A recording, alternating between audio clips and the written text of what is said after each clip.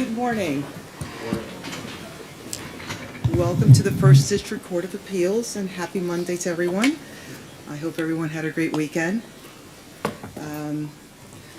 Before we get started, I want to acknowledge that we have a couple of community members here from AJC, and we also have some scholars here from Walnut Hills High School and West Claremont, so I want to welcome them to today's proceedings. We have three cases that are scheduled today that are both on the docket and scheduled for argument. So for the guests, what that translates to is each case will be about 30 minutes, which will be about an hour and a half total as far as the court part of your day today. So the three cases we have are case number C240636. That's the first case that's scheduled to argue. That's Anthony Bruns et al. Versus Carol Adlard et al. If attorneys can please identify themselves and their readiness to proceed. Bill Blessing and Angela Wallace for the appellants. And I understand that you're splitting time? Yes, I would like to spend 5 minutes each and reserve 5 minutes for rebuttal. Okay, so just so that you know, and then 5 for rebuttal. So just that you know, if the 5 goes longer, that'll of the whoever's arguing first, that'll go into the 5 of whoever's arguing second. All right.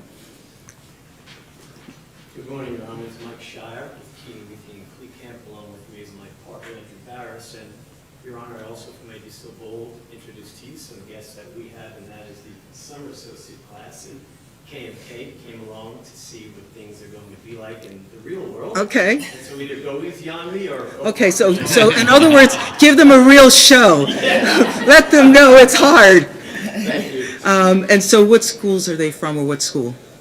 May I ask them to... Absolutely. What universities? Everyone goes to UC besides me, who goes to Vermont Law. Okay, well, welcome. Well, very good. Well, we have a good, so I will extend to your KMK interns. The students that are here and the community members, they're going to engage in a behind-the-scenes tour after the proceedings today. So if it's okay with KMK and they have the time, they're welcome to stay and join us for that. Absolutely, Your Honor. That's very gracious offer. Thank you very much. All right, thank you. All right, and you're not splitting time? Correct. Okay. It's all on me. All right, and you got the whole 15 minutes. All right, so the next case scheduled to argue is State of Ohio versus Tony Thacker, case number C240523. If attorneys can please identify themselves and their readiness to proceed. Morning, Arch. William Galvin on behalf of Mr. Thacker, and I'm prepared to proceed. Thank you. Thank you. Good morning, Scott Neiman here on behalf of Lord Wetzel, on behalf of the state. All right, well, thank you for being here. All righty. And then the last case we have for argument is case number C240446, State of Ohio versus Anthony Thompson. Good morning, Your Honors. Brian Perkins on behalf of Anthony Thompson, ready to proceed. Good morning, Your Honor. Ron Springman on behalf of the State of Ohio. We're ready to proceed. All right, thank you.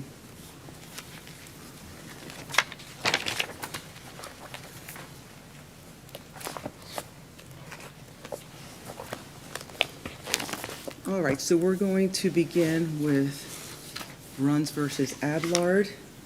And Attorney Blessing, are you going to argue first? And so I know you have 5 minutes, you're reserving 5, you're deferring 5 to your colleague, and you can start whenever you're ready. Thank you. May it please the court. The issue that I'd like to present to the court this morning is an issue under Rule 56 of the Civil Rules and the Ohio Constitution, really, which is the backup on that. Is there a particular assignment of error that you're beginning with, or is this an issue that applies to all 4? It applies throughout. Okay. The question is whether, under Rule 56, in a motion for summary judgment, a court may ignore the testimony of certain witnesses. And secondly, on those witnesses that the court does not specifically ignore, is the court permitted to pick and choose as to what part of the testimony it accepts and what part of the testimony it discredits? So the next question is related, and that is whether under Rule 56 It's the role of the trial court to make determinations of intent. If, So are these issues of law that are well settled, or is your challenge an issue of law, or is your challenge whether the trial court properly applied the standard in summary judgment and didn't weigh the evidence? I'm trying to understand what you're it's challenging the here. latter. We contend and submit that the trial court ignored evidence that we presented, the testimony of witnesses, deposition, and affidavit, and So I would and- suggest that maybe you then go through each assignment of error and share with us how the trial court then violated the standard that governs summary judgment. well, the assignment of error is the court granted summary judgment. That's the basic assignment of error. And in that, I would like to focus the court's attention on the first sentence of the court's entry.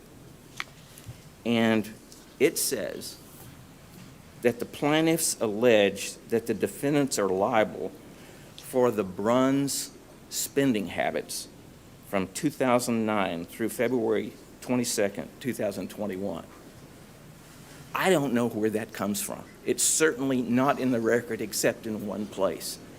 And that is the characterization of the case by my good friend, Mr. Shire, here in his summary judgment motion. So it's obvious that the court just lifted that framework, that framing of the case, not from the complaint and not from the evidence, but from, Can I The movement's focus you, brief. though, on the conversion yes, claim? So my understanding is that there was a list that was several pages long that was presented in the trial court listing the alleged conversions that took place. in interrogatory answer, yes. Correct. Okay. And then it seems to be on appeal that you all have somehow, correct me if I'm wrong, you've limited your conversion claims to certain events. Or is that not the case? On summary judgment, that's correct. Okay. So when we're dealing with, on appeal right now, your conversion claims, I just want to make sure I'm clear of what you are saying. Right. There was the theft of cash from a bedroom That's right. in 2021. Then there was the theft of the LLC ownership was Correct. another one. And then the theft of hundreds of personal items and property in March of 2021. That's correct. So that's all we're dealing with regard to conversion now? That's all we're dealing Okay. with on this.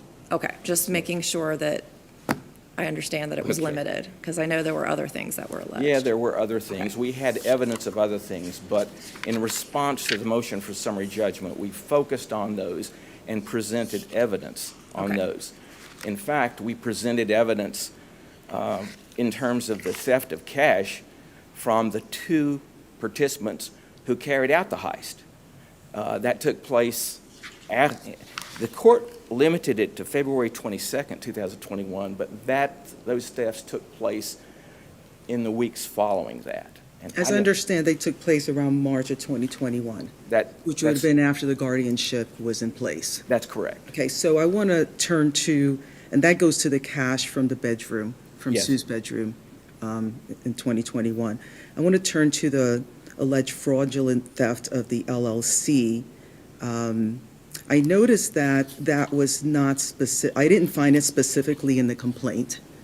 But I also noticed that opposing counsel did not raise during summary judgment that didn't raise any error on pleadings or notice with regard to that particular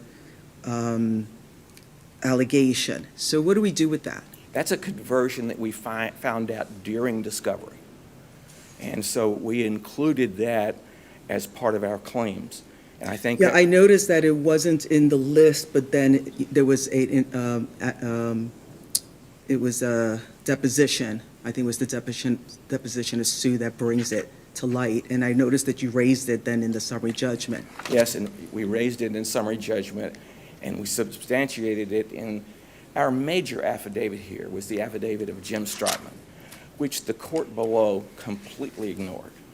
There is no reference to it in the decision, and Well, the court didn't really go through each of your conversion allegations. It basically didn't it kind of lump everything together and just say that this was, like, she voluntarily gave this money? right, it just characterized intent, and this is one, the court has no business on summary judgment evaluating intent, but the conclusion of the court below was that she intended for those people to come and take that money out of her bedroom. I don't know how you get there, but nonetheless, that was the court's conclusion. But going back to Judge Zayas's focus on the LLC, what was the genuine issues of fact on that one? Because my understanding is that she was presented with some sort of document on the LLC and said that wasn't her signature. So just so you know, Attorney Blessing, you're past your 5 minutes. You're welcome to answer the question, or you can defer it to your colleague to I'll answer the question and Okay. then sit down. All right. The transfer document was presented to her on the date that she was declared incompetent. So she didn't remember that. Well, she had a very vague memory of something being presented to her and that the defendants told her she needed to sign it, and she signed it, and it effectively transferred ownership of the LLC. But didn't she say that wasn't her signature during the depo? She wasn't sure. This is not in the record. We have two documents, one which we believe is her signature. Well, if it's and not in the other one record, which- then you shouldn't be arguing it. That's true. Okay. I will say. Because you're taking your time, then you're taking away from your colleague. Good morning. Good morning. How are you doing? I'm doing well. How are you? Very good. Well, welcome. As you, Your Honor, previously stated, the centerpiece of the trial court's decision was that all transfers of funds or property from Mrs. Bruns to Carol Adler were voluntary. And But we this- do get de novo, so now we have to figure out what do we actually have in front of us. Right, and so the trial court's decision ignores two fundamental things. Number one, it ignores the mountain of sworn evidence that was presented, and as Mr. Blessing stated, there's no reference in the trial court's decision to any of that Understood. I want to evidence. get back to the LLC, because there is this issue with what Sue was presented with, and her deposition says that isn't what was given to me, and this would have been, that isn't what was given to me, and she doesn't say this after the guardianship was in place, that it presents as if it was something that was presented to her some time before that, okay? So where in the record can we find sort of like the basis of this fraudulent theft of the LLC? So a couple of places. Number one, in Joe Fussner's deposition, he talks about it, and also in Mrs. Bruns' deposition, she talks about it. Well, it's talked about in general, but where is the supporting evidence The- that there was any sort of a conversion or theft of the ownership interests of the LLC of God's Land? So the actual signed document, it is in the record, and I know our brief references it. It's an exhibit to Sue Bruns' deposition. And she talks about in her deposition how the morning she came up, February 22nd, there was some flurry of activity, and Carol gave her a paper and told her to sign it. She didn't know what it was. That might have been her signature. She signed something. But here's where, here's, I think, the challenge, is that she also says that that wasn't the document, and it appears to have been something that was pre-presented. So it almost feels as if you're asking us to weigh the evidence and make a determination of fact with regard to that document and the presentation of that document. And that's what the trial court did, Your Honor. But They that's, weighed it the seems like evidence. that's what you're asking us to do. We're simply asking you to overturn the trial court's decision, send it back to the trial court. But it for is them de to- novo, so we need to determine, we need to look at everything and look at all your claims and all your subclaims and individualize them and see whether they are supportive, whether you met your reciprocal burden at the summary judgment juncture, and make determinations based on that. So that's what I'm trying to vet out here. Sure, understand, thank you. And it really goes to one of the hearts of the issue here, and that is that the trial court used solely Carol Adler's deposition and Mrs. Brunn's deposition. And Mrs. Brunn's deposition was taken over our objection, even though she was found to be incompetent by the Hamilton County Probate Court. And we are not arguing that an incompetent person cannot testify, but we do believe the case law says that if she is to testify and if the court is to rely on her testimony, they have to do a further inquiry of whether she is truly competent to testify. Her deposition is If she doesn't filled testify, this is summary judgment. in her deposition, right, which was relied on as sworn evidence by the trial court.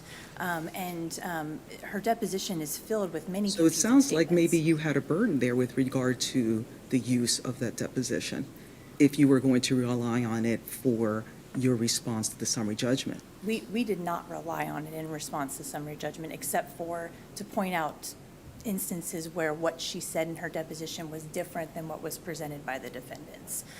Our summary judgment burden was met through the other mountain of testimony, depositions, the affidavit of Jim Strotman, who is a co-conspirator with Carol Adlard, and other statements as well. So this document was provided to Sue by Carol, Yes, and remind me, what did Carol say about it? that we had to protect God's land. So she agreed that Sue signed it?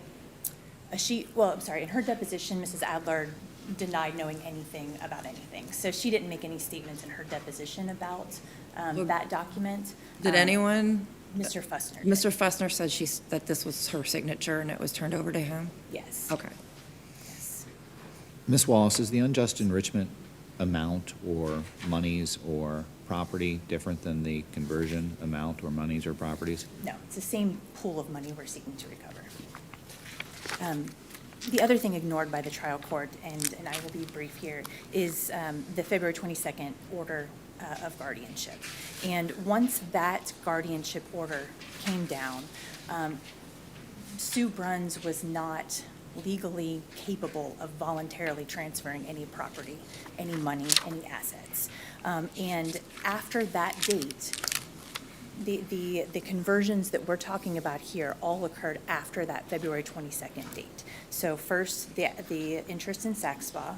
Second, the truckload of personal items that were converted from God's land property. Appalachian Council admits that these were taken. They sent a letter saying, hey, we have these, can we return them to you? And that's at Exhibit P to doc entry 72. And then third, the cash was taken in March of 2021. All right, well, thank you. Thank you.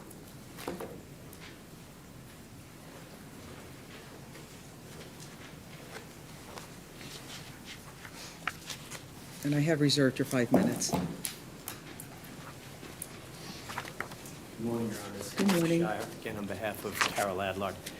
I could probably help a little bit in terms of answering some of the questions you asked opposing counsel. I'm not sure the responses were satisfactory. In terms of the LLC agreement, you'll be able to find that as an exhibit to Fussner's deposition, which is TD 66. It's Exhibit 20. And you'll see there's a conversion case. And what you'll find that the appellants do, and I think a little bit of the questioning did that as well, as we speak in the passive voice. The defendant here is Carol Adlard. And did Carol Adlard convert any property?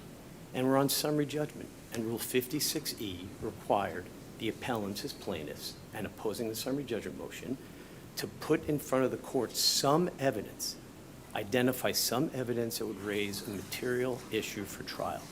So with regard to the LLC, what evidence are Your Honors going to see on your de novo review? Even if you credit the signature on the LLC agreement, that's Exhibit 20 to the Fussner deposition, TD 66, it's signed not by Carol Adlard, who's the defendant. It's signed by Sue Bruns and Joe Fussner. And what's the date of that document? It's September 21, 2021, or it's at some point in September 2021, but that property, that tangible property, was transferred to Joe Fussner. He's not a defendant. And that's part of the problem here. An overarching issue with the plaintiff's claims, whatever strategic or other reasons, is they asserted claims that are recognized under Ohio law, but the way the evidence played out against the wrong defendant. So they would have a claim against Joe? I'm not here to tell you yes or no. It seems to be But is that- do they'd you have a think better so? chance of surviving summary judgment if their claim for the LLC conversion was against Joe, for example. Okay. Because there's no evidence in the record. Under Rule 56C, they didn't tender a shred of evidence that Ms. Adlard took control of the LLC, possessed the LLC, was the sole member of the The LLC fact that ever. they're alleging that she was involved in this, that she's the one that handed the document and told her to sign it, that doesn't matter here? Well, I don't think the testimony, I think what the record shows, and it's disputed, is whether she had said that God wanted the LLC transferred. But I haven't seen any citation to law in their brief, in our brief, in the trial court, that is sufficient to make out a conversion claim. Now, you want to make out a fraud claim, an undue influence claim, an unjust enrichment claim against Ms. Adlard, have at it. Rule 15 is very, very liberal in terms of amending pleadings during discovery, as long as it's at a time not prejudicial to the opposing party. The complaint was never amended to assert those sorts of claims against Ms. Adlard, despite the mounting evidence that was coming in day after day, deposition after deposition. Not a single amendment was made to move to add a new claim against her. What Move to- element of conversion are they lacking here, then, if this doesn't make out a conversion claim? Possession of the plaintiff's property. What about the cash? Okay, the cash is a very similar story, and I have two. There's a legal and a factual impediment with regard to the cash. The legal impediment, of course, is the rule in this court and every other court in Ohio that when it's cash-specific, when the property's cash, the plaintiff must prove one of two things. Either that cash is identifiable, i.e., it's that cash in that safe and then not letting me into that safe, or B, it's earmarked for a specific account and it was diverted by the defendant. Now, you cited a case, I'm sorry, you cited a case in support of that, and it's not a conversion case. Sure it is. Kodu? Don't buy their explanation of Kodu. Kodu was a very important case, and that's exactly what it was. There were 4 causes of action in Kodu, one of which was conversion.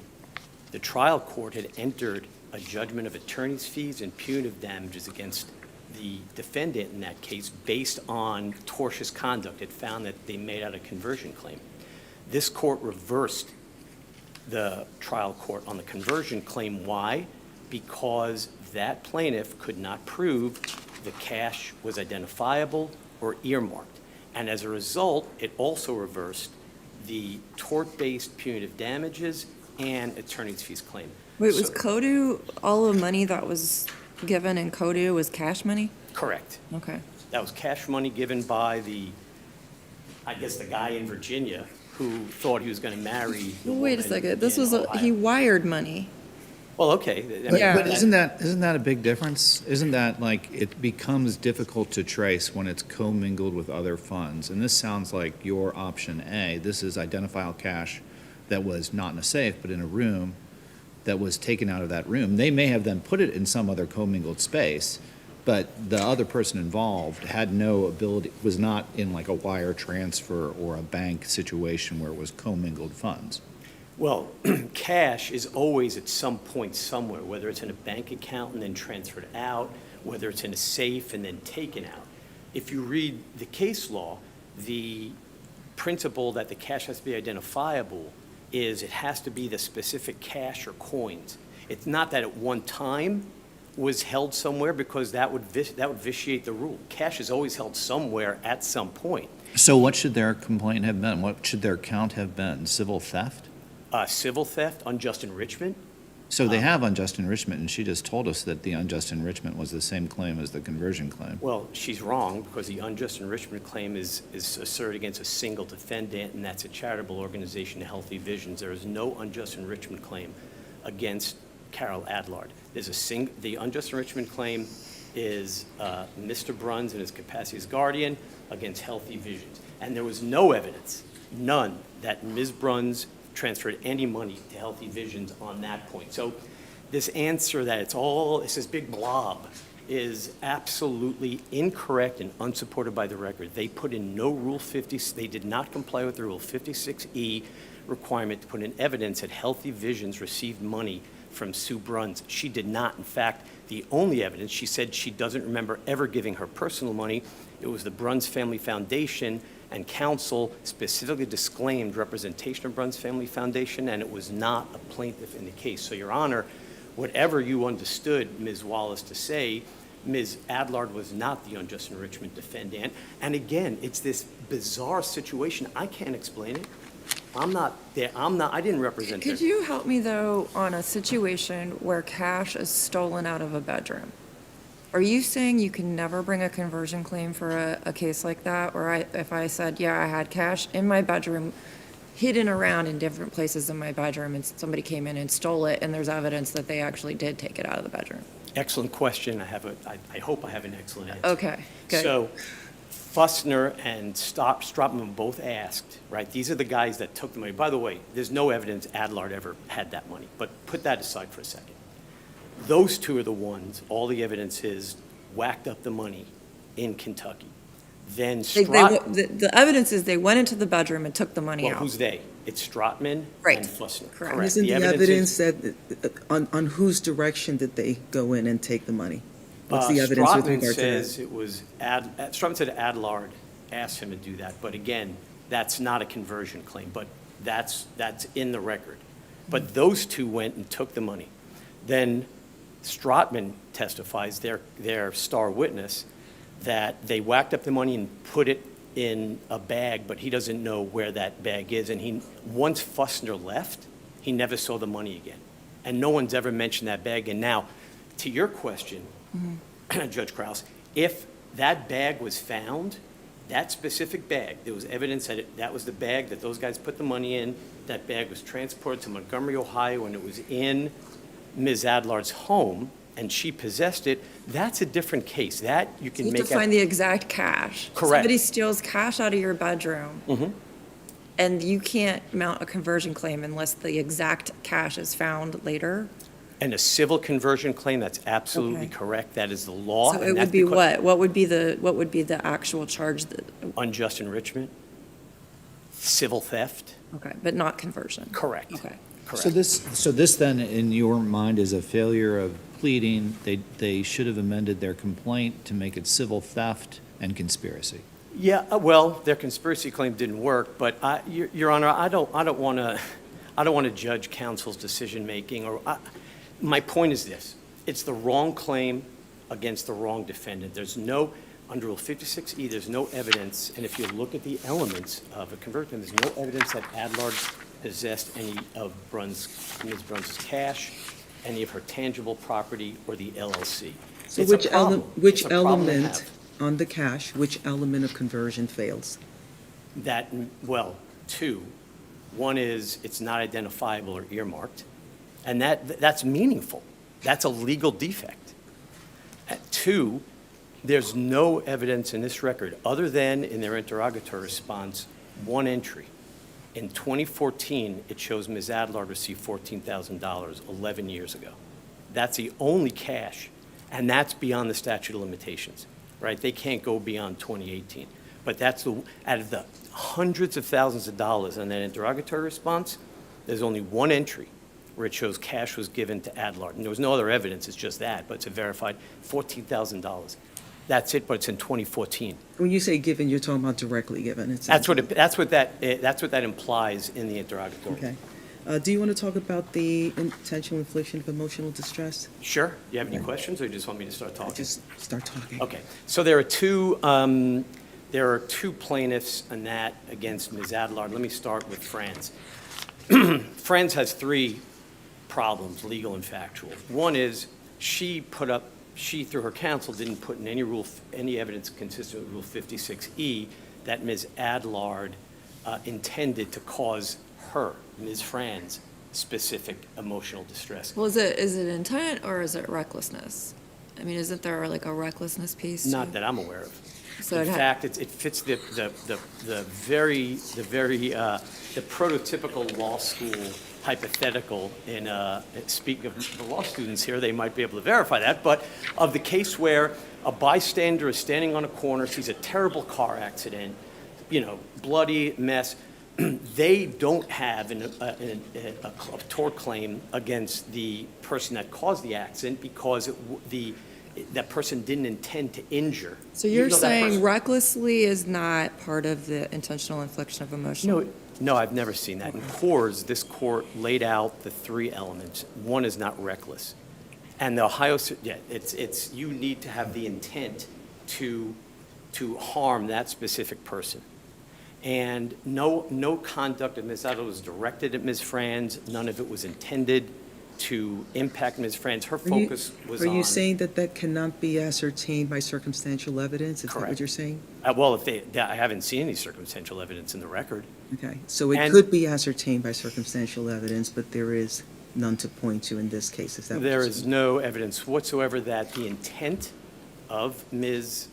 Adlard was to cause distress to Ms. Franz. But secondly, there's no evidence of any serious or severe emotional distress. All there is in this record that this court can look at on de novo Now, as review- I understand the intentional infliction, it's asserted as to both Sue and her daughter Franz, is that right? Well, both Franz and Sue, through her guardian, have claims for the distress. I was focusing solely on Franz right now, so Okay. she's got. That's her what it's, second that's issue- why I'm asking the question, because Yeah, no, that's what it abs- sounded like to me. No, Okay. absolutely. There are two separate claims. So the one claim against Franz fails on summary judgment because she didn't even see Ms. Adlard for 10 years before she walked into what appears to be some sort of a Are bizarre. you saying that there's zero case law out there to support that a relative in, like in close relationship to the, I'm going to call it the victim, okay, that they don't have standing for an intentional infliction of emotional distress? Yeah, I don't think it's a standing question, Your Honor. I think it's more, have you met that element of the claim under this court's Coors decision?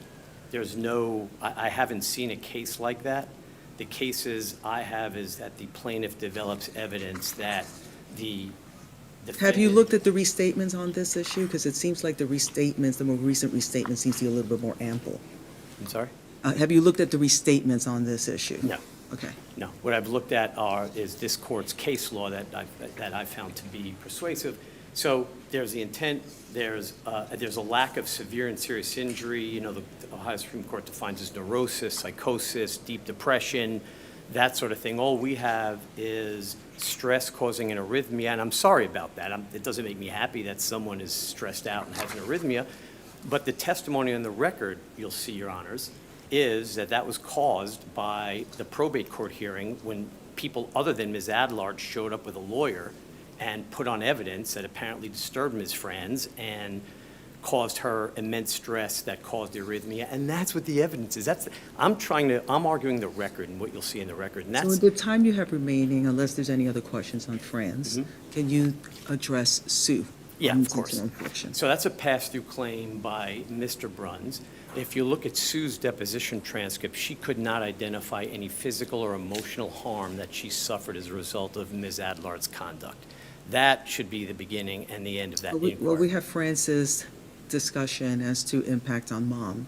What do we do with that? Well, Franz's. No, I'm sorry, we have a physician's, actually. The physician's, there was a submission with probate that was then became part of the record here. Well, ironically, that supports our view. It's Dr. Sigward, and he actually testified that cognitively and intellectually, Sue Bruns was completely normal.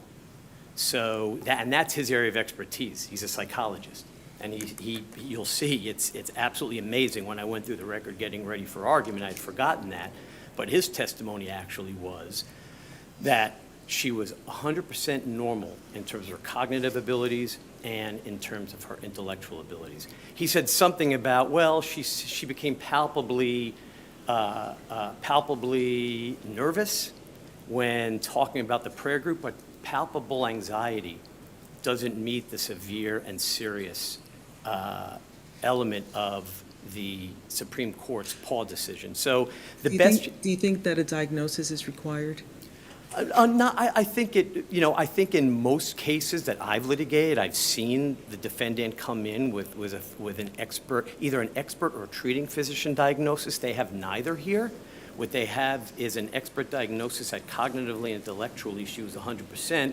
He says that all he noticed was palpable discomfort or anxiety. I forget what it was. And that just doesn't meet the standard, Your Honors. I feel bad that they made her meet with someone that gave her anxiety, but it sounded like Dr. Sigward made her anxious, not Carol Adlard. And then in terms of Lalich, who's the sociologist, no one ignored her testimony. She had nothing, she doesn't have the expertise to talk about emotional distress. She's got expertise to talk about group sociology, how do groups function, how do cults function.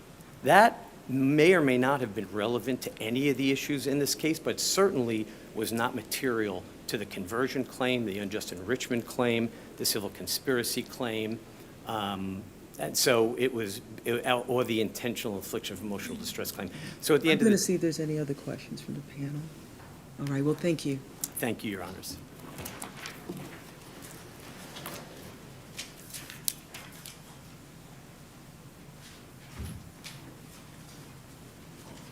If I may begin where he ended.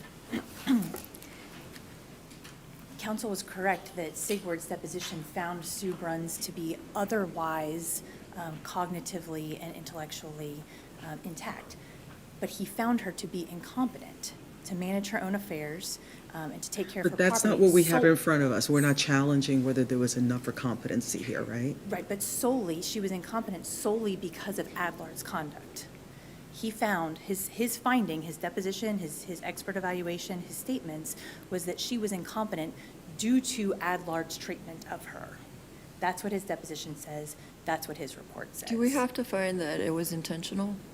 I mean, is that the only, or is recklessness a piece of this? I believe recklessness is a piece of this, Your Honor, and Because intentional is hard to show. it would be nearly impossible for anyone to ever succeed on an IIED claim if we had to prove that I set out to intentionally inflict emotional distress on you. Right. Okay. And reckless has been consistently part of that standard. As to the IIED claim against by Mrs. Franz, Dr. Franz,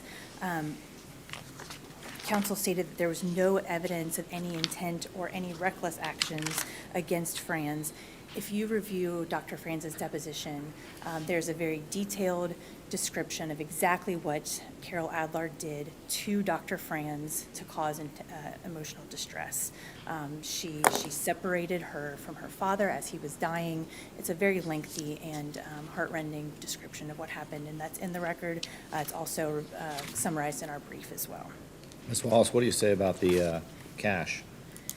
Your Does it Honor, have to be in a bag somewhere else, or can it be cash that's identifiable in a room? if it had to be in a bag somewhere, I think that we would just have to omit conversion as a possible claim for any plaintiff. Well, that's what they're arguing. They're Well, saying that conversion it of should be a cash. theft claim or some other claim, and you all pled it wrong. And I think that's inaccurate. Okay. Which is interesting because obviously the theft would have subjected them to treble damages. Right. There is no court in Ohio, this court or the Supreme Court, that has agreed with counsel's view of conversion law. It just doesn't exist. We very extensively briefed the CODU issue, so I won't bore you again with that. So what do we do with the evidence to support the notion that Adlard had directed the two individuals who went into the bedroom and had taken the cash? Is that relevant or not relevant to the conversion? It absolutely is relevant. She directed them to take the cash, and she also received the cash.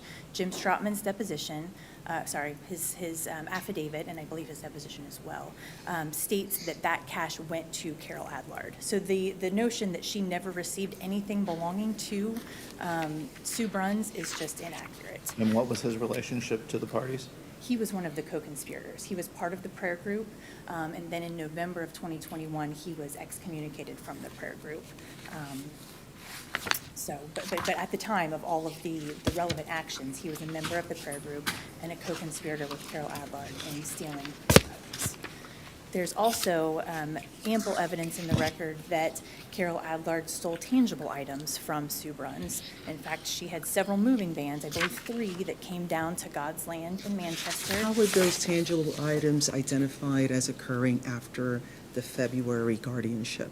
How are they identified in the record specifically? How do we know they happened after February? Is that your question? How are the actual items that were taken outside of the cash after the guardianship was in place, how is that identified in the record? How do we know what those items are? Doc 72, Exhibit P, is a letter from counsel for Applee that states our client has these items in her possession. So it's a list of the It's items a that you're list. talking about. Yes, Your Honor, It's a list identified by opposing counsel in discovery? it is. But is there a Well, date how to is there, that? how do you tie that to something being taken from an actual location And at how do a you- time? I'm sorry, and how do you tie that to the timing? Because I'm interested in the timing of it being items that were taken after the guardianship as opposed to before the guardianship. So there are text messages in the record that where Mrs. Adlard states, "I've got moving vans coming, and we've moved these items to a storage unit in Blue Ash." Those are statements by Carol Adlard. That was after, so the guardianship was February 22nd. They got very nervous, and she ordered everyone to move out of Manchester. At that time, the text messages show moving trucks came in, loaded all that stuff up. But took we it to don't, the but those storage text units. messages don't talk about these specific items. The only thing about the specific items is this list that you discussed. It's a couple different places. It is in the interrogatory responses from the Guardian. It is in the list, and there's also pictures of the storage unit with, items loaded up. So, I mean, it is traceable. These are items that also are discussed in Sue Bruns' deposition of things that she had bought that were that were on location in Manchester. And so, I mean, there's no tracing device, unfortunately, on, the boxes of food or whatever, but So- there's certainly enough So there. assuming what you're saying is correct, that it's in the record, I noticed that you don't identify it in the brief. So don't you have an obligation to do so in your brief before us? We didn't identify where What- that is in the What record? those items are that were taken, that you're asserting, and it's already been established that there's 3 things that are being asserted in conversion, that they occurred after the guardianship, and that we're talking about those personal items that I believe you identified as being taken in March. But none of those items are actually identified in the brief in front of us. We felt it was most expeditious, Your Honor, to provide the list given to us by defendant's But counsel. we've already established that the list doesn't have a date on it. So The- how do we know as a appellate tribunal that those are related to the date? The list has, without- I'm sorry. It sounds like you're asking us to rummage through the record. Not at all, Your Honor. The list has a date when the letter was sent, which was May of 2024. And there was nothing moved out of Manchester until March of 2021. That's when all of the moving took place. So you're saying that that list identifies itself as items that were taken from God's land, basically, and Yes. taken from God's land after the guardianship? Yes, Your Okay, Honor. well, the record will speak for itself. All right, thank you so much. I assume I'm out of time, is that correct? Thank you, yes. Okay. Unless there's any, I want to make sure, unless there's any other questions from the panel. All right. Thank you. Thank you all. Your Honor, may I address Judge Nestor's question about our letter? Okay. Because that'll just open up a whole tidal wave. And we have people waiting for their time. So I want to be respectful for all counsel that's here this morning. All right, thank you, everyone, for your arguments this morning and your presence. We will take the matter under submission, issue a timely decision, and I wish you all a wonderful afternoon. And I guess I'll be sequestering your interns for a little bit further of the day. Sure, that's All right, very much. Have a good day. all righty. I take a moment to Yeah, of course. You don't have to rush.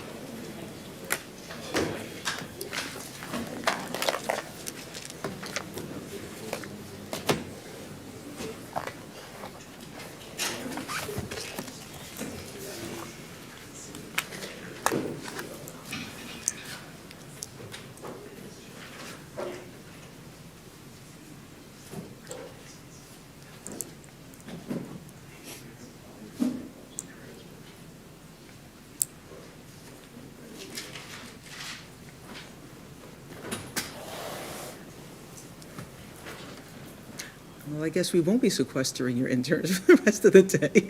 Well, I'll It's up to them. I mean, it's fine either way. Yeah, no, not a problem. But thank you again, Your Honor. All righty.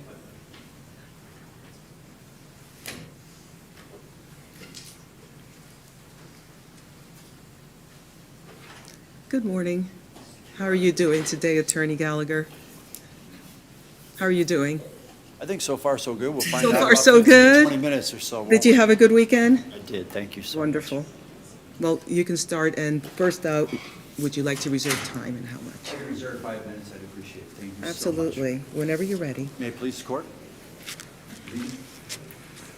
You know, on October 20th, 23, Mr. Thacker ran from the back of his house to the front of his house. He didn't leave that house. He didn't go out onto the street. He didn't go down to the sidewalk when dealing with the 5 or more masked men who came in thereafter bashing their way through that front door. And it's because of the fact that he didn't run down the street, he didn't chase anybody out, he didn't go outside his house, and the fact that the men were armed and were violent, I think that sets this apart from most of the other cases that the state cites in its brief in terms of whether or not you can argue about advancement. And this was a really clean trial, and by that I mean, as you can see, the only errors really sort of that we found and that we raised are about the the weight of the evidence, as well as then the prosecutorial misconduct that occurred during closing argument, and not during closing argument, but more importantly in rebuttal. So the last words that this jury heard over and over and over from this prosecutor had nothing to do about the reasonable belief of fear, or whether or not he was in fear by advancing. That would be a fair comment on the evidence, that how could you be afraid if you ran to the front of your home and still chasing people with a gun? That's not what it was. There was a misstatement of law talking about the fact that advancement is somehow illegal, that you don't have the right to advance. And how is it that the bench's jury instructions was not curative of that? I think that, because it really doesn't address the issue about advancement at all. I don't think it necessarily cures that. It's a correct statement of the law in terms of self-defense. But the problem is that the jury instructions themselves don't really discuss whether or not someone has the right to advance or not advance. And that's what occurs here with the prosecutor talking about the fact that when talking about duty to retreat, the jury instructions don't mention how to define a duty to retreat. It just says that there is no duty to retreat. But what happened was, as the prosecutor said, no duty to retreat does not permission to advance. Well, isn't that issue kind of almost always a factual issue? When self-defense turns into offensive action, isn't that almost always going to be fact-specific and require a fact finder to make a determination of when self-defense ends and offensive action occurs? I think that goes more to the reasonable belief. But to make a blanket statement that no one can advance would be a misstatement of law.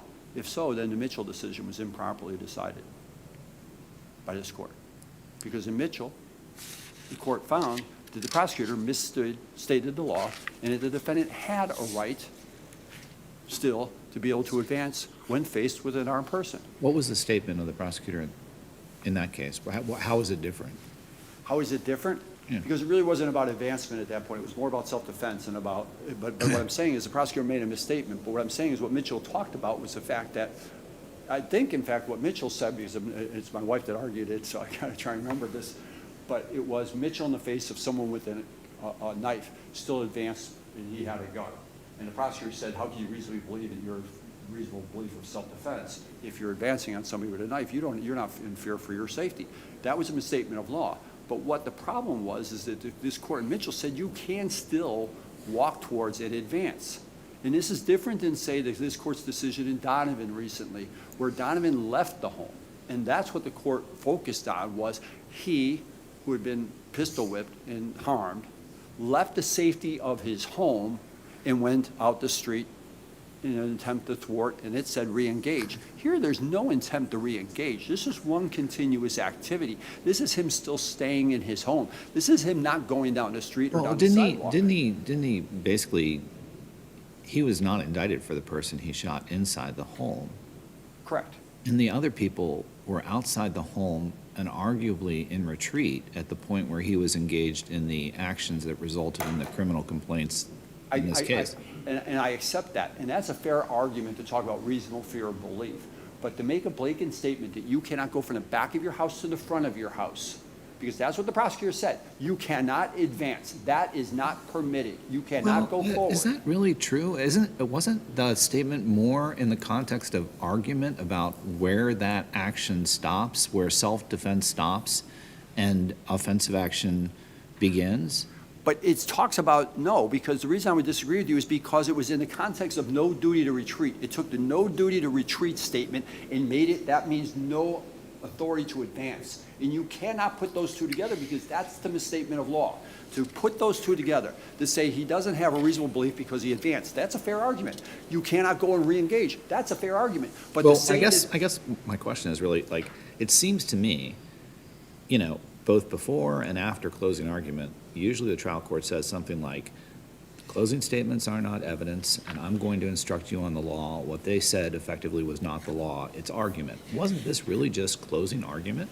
If that's true, then we might as well throw out the United States Supreme Court decision in Hastings that says repeated arguments of misstatement of law by a prosecutor in closing arguments requires reversal. That's what Hastings said. Was this on rebuttal? I mean, when did the prosecutor do this? It was in rebuttal. Was it rebuttal? It was rebuttal. Okay, so this was. You're facing with the same prosecutor we just deal with in Grubbs, which was decided by this court, making misstatements of law about self-defense. So in this closing advancement theory was not brought up in their initial closing argument? Right. So the defense didn't really have the opportunity to stand up? And if you could, to correct the law, Correct it. because this is a misstatement. Before it was arguments, right? It's arguments about facts and this. But this is a prosecutor telling the jury a statement of law. How did they frame it that the jury wouldn't know that it was argument versus law? And how repetitive was it? Three times? Okay, well, 1, 2, 3, 4, 5, within a short rebuttal argument. Not once, not twice. So But no that's the problem. duty to retreat does not mean advancement? No duty to retreat is not permissible to advance. No duty to retreat does not mean that you get to run towards the person. He has no duty to retreat and run back or run to the back of his home, but he does not have permission to advance. He does not have permission to run to the front of the store. No duty to retreat means no permission to advance. I guess I was reading it more that the prosecutor was saying, not necessarily that he didn't have permission to run to the front of the store, which you just read to me, was more so that once he got to the front of the store and the people were out of the store, getting in a car to leave, that you couldn't keep shooting out of the store. I mean, I thought that was the whole point of the whole thing. And like I said, I think that goes more to reasonable fear, but to talk about advance, right? Because the statement is go from the back of the store to the front. If it was, you have no right to stand at the front of the store and shoot out of the store, then we can talk about it. But what she said was he had no right to advance from the back to the front. Well, what did the defense argue? Remind me what the defense argued in closing regarding him standing at the door, shooting out the door as the people were And he leaving. reasonably believed that he had the right to self-defense, and part of it was because the brake lights were still on that car, and that car had not left He thought yet. they were going to come back. And he wasn't sure if they were coming back or not, but he had just been attacked. And then remember, this is the third attack. Because, I mean, that's the whole point of this entire case and why he was charged, is because he was standing at the door shooting at people that were in a car trying to leave, right? But that's only if you, the question is, what was in his mind, right? And that was the fair question everybody. What is in his mind at the time? But the of judge reasonable properly belief? instructed the jury. You're just Absolutely. blaming the prosecutor for making this advancement theory. Well, because it's a misstatement of law, and that's the problem. It's said 5 different times as a misstatement of law, and that's what these courts have to deal with. And it was never objected to. It was not, and that's why I have a little bit more of a burden in terms of It's not plain like- error, but It's not like the prosecutor said that something like, in a moment, the judge is going to instruct you that you may not advance. I mean, the prosecutor, in the heat of rebuttal, is making an argument about the factual circumstances, really, that have been raised in closing argument. if this was a factual argument, I would tend to agree with the court. But these were statements of law, and these were assertions about duty to retreat. They were put in a context of not facts, but the duty to retreat. Exactly what the the instructions are going to talk about. But your big issue is that when they were saying, and I understand the problem, they were saying he wasn't allowed to run to the front of the store. Correct. I get that. But I thought the crux of the whole case was him I- shooting out the front of the store. Absolutely, but what she's now telling this jury, which is what? Even before you get there, he's lost the right to self-defense. Before you get to the front of the store, he's already lost the right to self-defense. He's got no way to go from the back to the front. He's got no, and that's what she's saying over and over again. And if this was an isolated incident once in the heat of the moment, I get it. But this was 5 repeated arguments about the exact same point. This is not a heat and a slip of a tongue. And this is not a prosecutor who hasn't done this before, because in Grubbs, it's exactly Would what you occurred. agree, though, that no duty to retreat means you can't stand at the front of the store shooting out the door? I think the question becomes whether or not, what those circumstances are.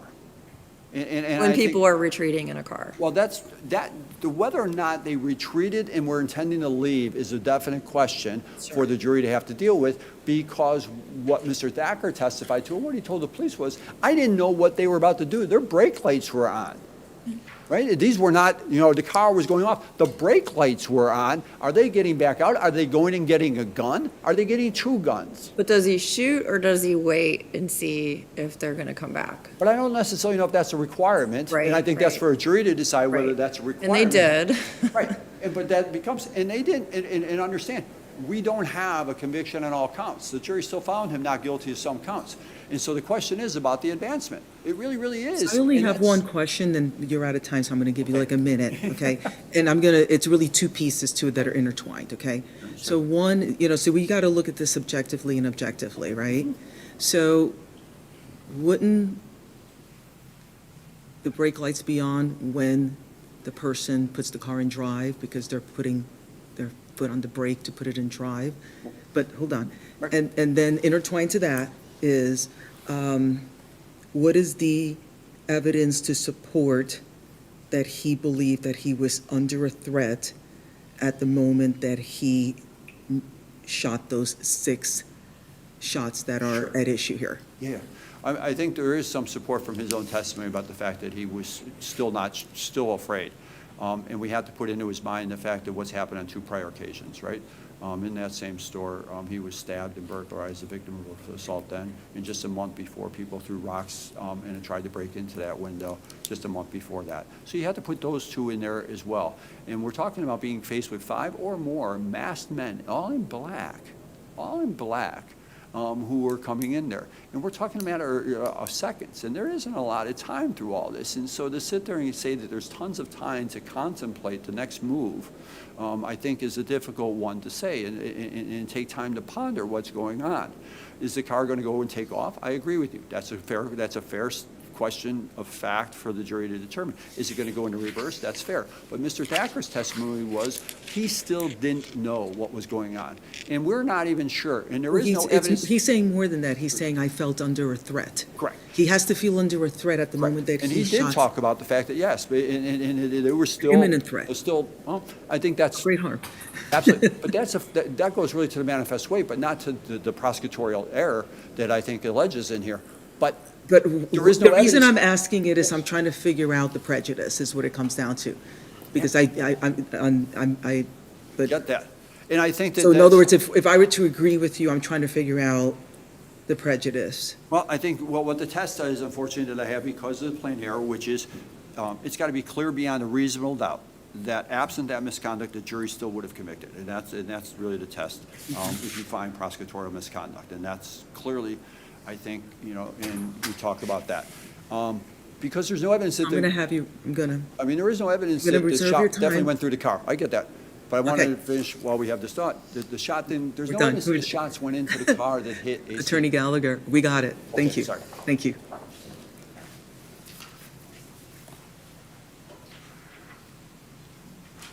Good morning. Good morning. So I have a direct question for you. Sure. Okay, because there are 5 things that are complained of that are in the brief. There's 2 of them, as I read them, that go towards the assertion that the duty to retrieve does not give permission to advance, and specifically from the back to the front of the property, of the business, okay? So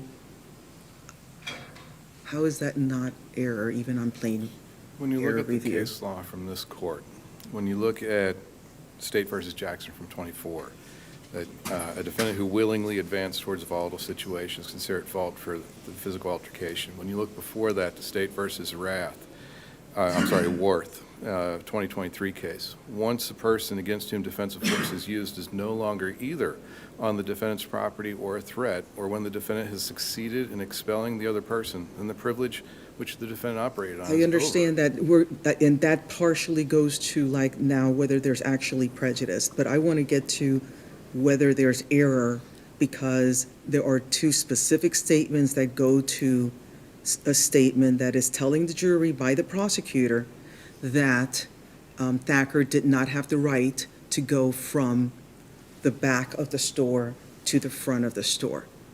Again, I think when you look at, if you look at that in isolation, it can be. And one of them is very specific.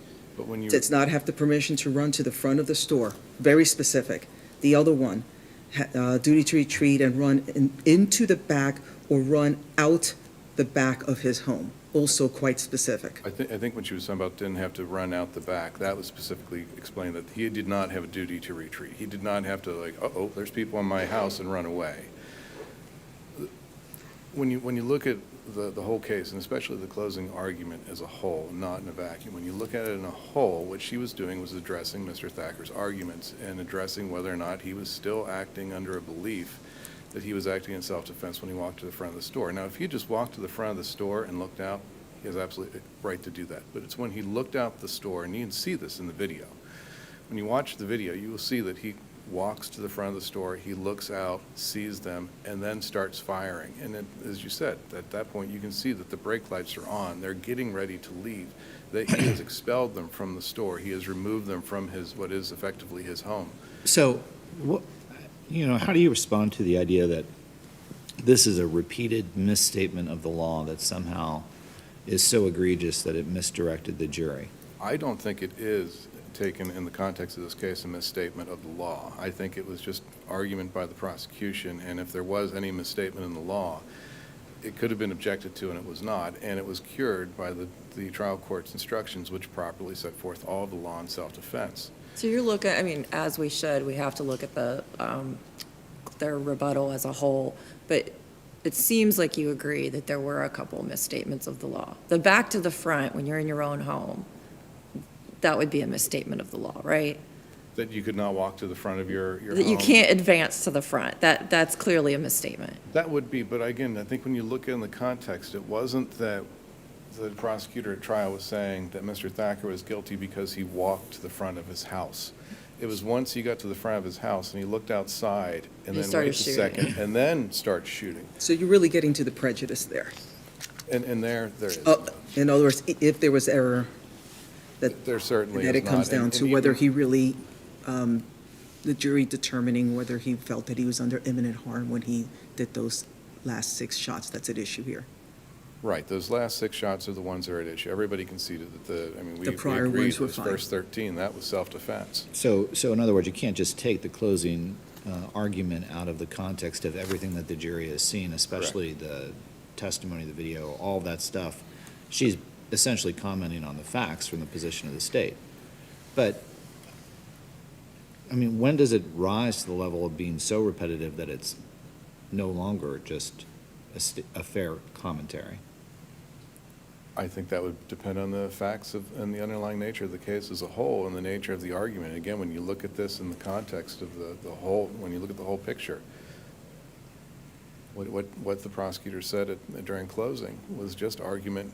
It was not misstatement of the law. Is there any rule from Ohio law on that? Like, when does fair argument from a prosecutor turn into, it seems to me like if it's clear that they're misstating the law, if they just say something and it is in contradiction, like they say, like, the judge is going to instruct you and it's just wrong, and then they keep saying that's what the instruction is going to be, then that seems like a clear misstatement of law. This seems like a description of a factual circumstance that is particular to the case. Is there any Ohio law that directs on that? Off the top of my head, I can't point you to any. I'm sure I could find it, but I cannot point you to any off the top of my head. But again, as you said, this case, this argument, This was about the facts of this case. This was about asking the jury to look at how the state perceived those final 6 shots. And when you look at this at that level, which is what you need to do, you need to look at everything. This was not error. And even if it was error, it's not plain error. And to demonstrate plain error, it's not that, well, maybe the result could have been different, because anything could always be different. Would it have been different? And if the state had misstated the law and then the trial court went along with that and misstated as well, then obviously, yes. But in this situation, the jury was properly instructed by the trial court. No one contests that the jury was properly instructed. And if there was any error in the state's closing argument, it was cured by the trial court at that point. And if it wasn't, again, it fell on Mr. Thacker to raise this below and to object to it. If this wasn't a And plain this error is what's standard, maybe interesting it'd be to me different. about these cases, because this isn't based on any sort of like scientific evidence or anything like that. This is just based on the jury making a credibility determination and a determination of looking at the circumstances and weighing those facts in, right? So when we're looking at prejudice for plain error, the prejudice is whether the outcome will be different, in this case, whether there would not have been a conviction. So it really comes down to whether the trier of fact would have weighed all of that differently. And that's much harder, I think, to say that there isn't prejudice than when you're talking about, well, there's all of this other evidence that's supportive of the claim. I disagree. When you look at this case as a whole and you look at the argument, But I'm not talking about this case, I'm talking about as a general principle. I don't think it's as clear cut when you're talking about a jury making a credibility determination as on plain error review, whether the outcome would be different. again, I'm going to have to disagree with you on that. I think in this situation that just because the jury was making credibility determination doesn't change the analysis. It's still whether or not the result would have been I'm different. not saying And it if changes jury the had not rule of been law. I think it proper- changes how to look at it. I think Attorney Gallagher will agree with me. You'll disagree with me. I'm sure he will. But again, if the jury had not been properly instructed by the trial court, I would, obviously, this would be a different situation. Again, that's assuming that there was an error here, which I don't think there was. But again, juries are presumed to follow the trial court's instructions, and there's nothing here that shows that they did not do that. Well, wait, so this is why I'm just trying to parse this out. I thought you thought there was error in some of the comments. No, I could see how, if taken in isolation, that it could be seen that way, but I really believe that this was just fair commentary on the evidence and asking the jury to apply much of the law from this court about when you are and are not allowed to continue to engage in force. Saying that he was not permitted to advance to the front of the store, you do not think is error under the law? Taken in a vacuum, that statement would not be correct. That's You not are a- allowed to that's walk not a to the correct front. statement of You are the law. allowed to walk to the front. However, when you look at it in the context of the arguments that Right. were being made, that's when it changes. Right. So, unless there's So another you're asking us to look at it in the light of the arguments being made, not in light of the statement by the bench on the jury instructions? Well, Or on both? From the first point, I don't think that the trial prosecutor's closing argument was an error. But if it was, Okay. that's when you look at the instructions that were given by the trial court and see that any error that may have occurred would have been cured. And again, we presume juries follow those instructions, and there's nothing here that shows that they did not. The only So- question that the jury had to do with who was in a car, and So I have this is a genuine question, all right? When the prosecutor misstates the law, are you saying that proper jury instructions will be always curative of that? I can't say that would always be, but in this case, it certainly was. Again, I can imagine there'd be some extreme situation where maybe it could, but if that case exists, this is not it. And there's no other questions. I think this was very much a weight of the evidence case, and the jury got it right, should be affirmed. Thank you for your time. You'd asked about Ohio case law, or federal. Conley versus the Christopher, and in the state of Ohio, it's Keenan, cited in our brief. Stand for the proposition of this: repeated misstatements of law can deprive a defendant of his right to a fair trial. And neither one of those cases is to talk about just the fact that a jury instruction can cure that. And the reason for it is because a prosecutor holds a special place, and they talk about the special place. And if you want to talk about the context of the arguments in this case, they were not about statements of fact. What Mr. Goldberg argued exactly, and it was quoted in the state's brief on page 8, as long as he has no duty to retreat, as long as he was in a place where he had a lawful right to be. He did not have to run away. So in that case, that Keenan case, Correct. what was the misstatement of law that was repeated? Quite frankly, I don't remember. I mean, it seems to me like if the prosecutor just said, you have no right to advance to the front of your house and then shoot someone who is leaving, it would have been fine.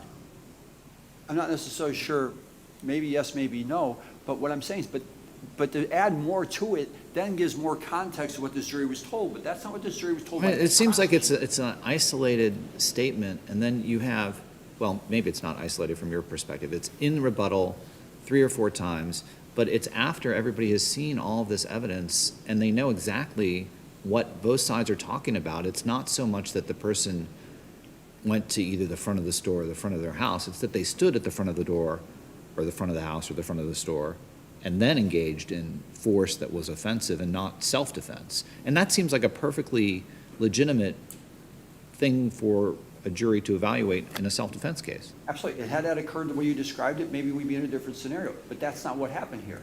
And what we had in here was a consistent statement of no duty to retreat means no duty to advance. That's a misstatement of law. That's not a comment on the facts. That's a misstatement of law. And it's not once, it's not twice, it's 3 times, quite frankly, I would disagree. And then 2 others in that regard. And that's the problem, is instructions are not looked to cure that. We don't look in the case law to cure that. You go to look at the gravity of the offense by the prosecutor in rebuttal, making specific statements, misstatements of law, and they weren't in, all Mr. Goldberg, it says, is he has no duty to retreat. And she says, you're right, he has no duty to retreat, but he can't advance. That's a misstatement of law. And we don't look to jury instructions on that. The Jackson case was a dispute over whether someone, who the first blow was from, and it did not involve a misstatement of law. Worth, and I guess in every self-defense case we're going to talk about Worth. In Worth, if we remember, what happened was Mr. Worth left his home, went out to the street and confronted, and that was one of the biggest problems in Worth. And in here, what we have is someone staying within his own home at the front of it. And what I'm talking about is still the misstatement. I'm not talking about the weight of the evidence about whether or not he should have continued to shoot, because the jury never gets a chance to decide whether that was right if they believe and take into consideration the prosecutor's statement, misstatement of law, that you do not get to go to the front of the store. If you've lost your right to self-defense before you even get to the front of the store to make that decision, the jury never decides whether he had a reasonable belief of self-defense at that moment. That's what this prosecutor did. They robbed this jury of the determination of whether those shots at the front of the store were done in self-defense because of that misstatement of law. They never get to that. If they accept that statement as true, he lost before he even went to the front of the store to make that decision. And that's the problem with this case. Well, so how do we know that they accepted it as true when there is the instructions of law? The last thing they hear is not anything about you don't have the ability to advance, it's that you have no duty to retreat. Because that's not the requirement of any law, of any case. Because they get down on the fact, what starts from the Ohio Supreme Court and the United States Supreme Court and Christopher and Keenan is the repeated statements by a prosecutor are the ones that deprive the right of fair trial. That's the problem. That becomes the problem. And what the question is my burden at that point. If someone objected, we'd be in a whole different situation, right? I have a harder burden. I get that. But I believe we've met that. It is not about whether. They don't talk about curative instructions at this point. They don't. They don't talk about the regular instructions to the jury cure prosecutorial misconduct. We don't deal with prosecutorial misconduct in that way and just say, well, the jury got the proper instructions, so we'll forget all that misconduct because of the last word that they heard. It's because of that special place that a prosecutor holds. That's the question. And do you think the fact that ultimately, with regard to what on imminent danger, that it comes down to a credibility Absolutely. determination, do you think that that affects prejudice on plain error review, as opposed to a case in which you also have scientific evidence for the jury to weigh? I think that, yes, I think that's possible.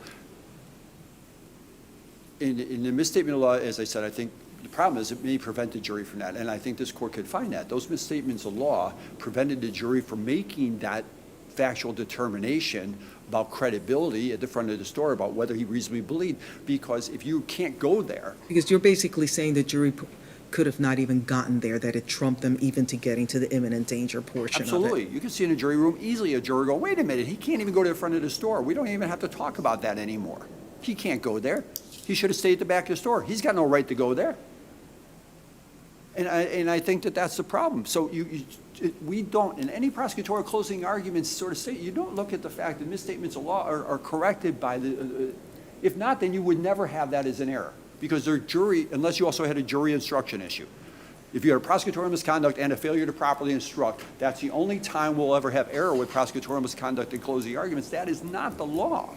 So you think if those statements were not made, or if it was sent back for a new trial and everyone was much more careful about what they said in closing arguments, that the result would be different? Well, first of all, I don't think that's a burden, but yes, I think it's real possible. Absolutely. Absolutely. But I don't think that that's necessary to test. It's not, it really isn't a by-four, it's really the other way around. You have to find beyond a reasonable doubt that So- absent that misconduct. And that's a Well, little that different. is the plain error burden, right? Right. That Well, the with prosecutorial the error must misconduct- have affected the outcome? I think in Hastings, the United States versus Hastings, they stated a little bit differently when we talk about prosecutorial misconduct in closing arguments, not just straight up plain error. Okay, so then what are our plain error? I think under United States versus Hastings, the test is clear beyond a reasonable doubt that absent the misconduct, the jury would have convicted. It's a little bit different, but this is the same question that Judge Nestor asked, right? I mean, would things have been different absent this misconduct? I think so. I think so.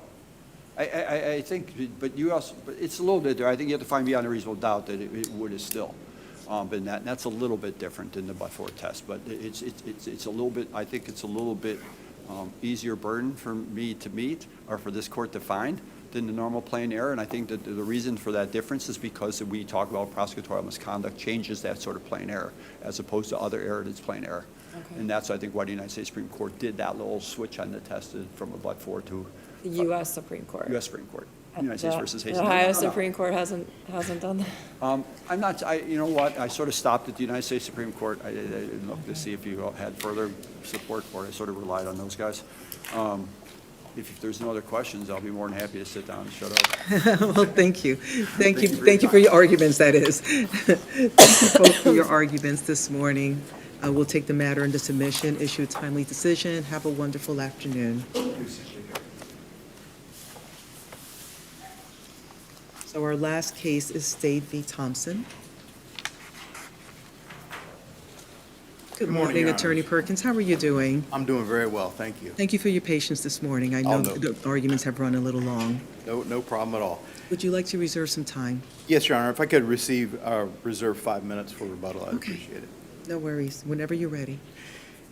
Your Honors, as the court knows, it's well established that if a court acts without subject matter jurisdiction, anything it does, any sentence that follows is a nullity. The felony, the jurisdiction for a felony in the Court of Common Pleas is invoked with the return of a valid indictment. But that doesn't go to subject matter jurisdiction, does it? I would assert that it does. What would be the case, or how would you support that? I Because- would submit to the court that in my reply brief, there were 3 cases, I believe, that I cited to, that talks about how failure for the foreperson of the grand jury to sign the indictment renders it to be a nullity. But And isn't, that's where I was getting confused on your arguments, because your first brief discusses jurisdiction only. That's your assignment of error. And it seems to me the case law is very clear that this problem with this indictment would not have it, render there to be no jurisdiction. Your reply brief then gets into the validity of the indictment, which to me seems like a different argument. Well, it's not really, because I would submit that, okay, if there's a defect in the indictment and it robs the trial court of its jurisdiction, then it is a jurisdictional issue. And again, the law is clear that the jurisdiction of a common pleas court, how it gets it over that individual is because there is a return of a valid indictment. So in this case, there is no evidence in this case that this indictment was signed by a foreperson, which in the case law that I cite in my reply brief, it talks about how that's really the only evidence that there is to depend upon to determine whether or not this person was in fact legally indicted. That's absent in this. There's I other don't think, problems. yeah, I don't think that's being contested. How do we address RC 2941.29 and Criminal Rule 12C2, both of which assert that these errors should be asserted prior to trial, and they were not asserted prior to trial in this case? My response. Because that really would- goes would down be to would be a whole- couple things. Okay. Is that, first, Because Mr. you're Thompson asking, did because object- in essence, you're asking us to treat it as void versus Correct. voidable, and the law seems to direct us that it's voidable and that it's waived once you get into trial. So it's not even voidable at this juncture. I would respond in a couple ways. First, I would say that Mr. Thompson did object to the jurisdiction of the court, albeit for a different reason. Yeah, they that- objected, well, but that's the thing, it's, as you said, albeit for different reasons, so that doesn't preserve, and I haven't even gotten into that, whether it's been, what review we get, without getting into what review we get, those assertions of jurisdictions, as you already have said, are on different bases. And even if the court doesn't accept his general jurisdictional objection, we would submit to the court that there is no waiver. You cannot waive an invalid indictment. And I believe it was as it related to waiver, I think it was the Diaz case out of Lucas County, if I'm not mistaken, where it talked about how that issue was brought up, that, hey, this wasn't raised in the trial court, and the Court of Appeals said, well, there is no valid indictment for him to object to, so the fact that he did not object to it is of no consequences in the determination that we're making here. And I think, again, that's what the court should look at. And then even if I'm left to a plain error standard, I still believe that we've met plain error standard because it is a plain or obvious error that affected the outcome of the trial. I'm sure, how many people had their hands on this case and nobody noticed that the indictment was missing a signature of the foreperson, that it did not reflect it was a true bill, that it did not have an endorsement from the clerk of court's office. Plain or obvious error. Had that been, again. Well, that kind of goes against that it's obvious, what you just said. Right. Because I think what you're saying is, had it been noticed, it would be obvious, right? Right.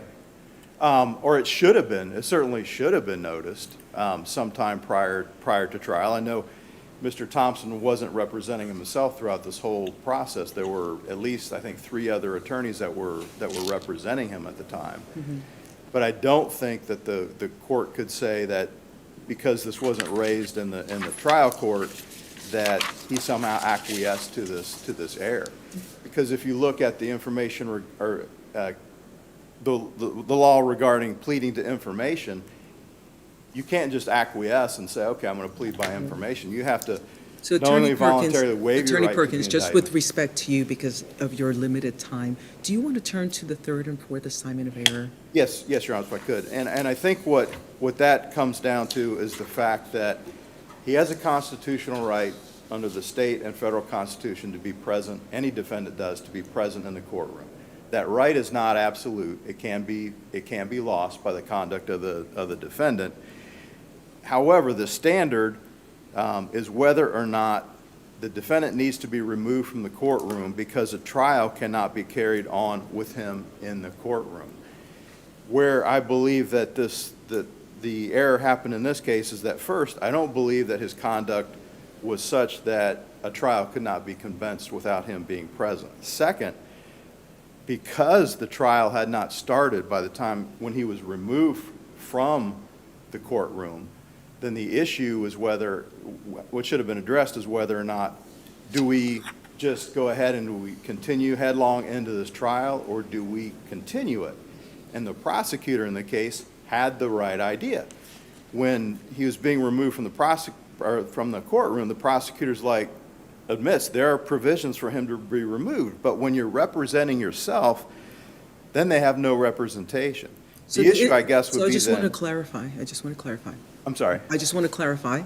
So the issue you have is with his removal to begin with, from physical removal from the courtroom into the, into the use of the video room in the Justice Center. Correct. Okay. Yes.